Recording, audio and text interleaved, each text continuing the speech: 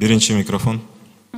Саламатсызбы, Садыр Нуркожоевич. Мен атым Жанара Эсенова, СТВ телеканалынан. Мен суроом төмөндөгүдөй гендердик баланс боюнча болмокчу. Биринчиден, азыркы учурда ушул дүйнөлүк индекс программасы боюнча Кыргызстан Орто Азия боюнча аялдарга коркунучтуу жараткан мамлекет деген маалымат чыкты.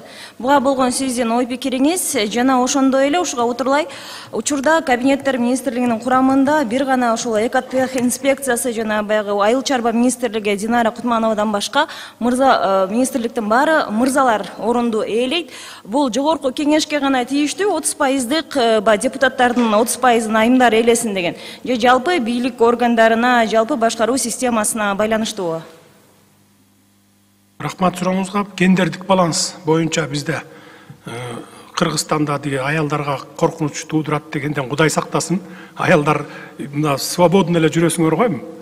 Каалаганыңарды кылып атасыңар, эч ким эчтеке деген жок. Ал эми баланс боюнча деген өкмөттүн курамында да кемчиликтер бар. Бир эле аял болуп калды, бирок азыр агенттиктер бар бизде. Службалар бар, ошол жерлерге тартабыз аялдарды буюрса. Второй микрофон, телекомпания «Мир».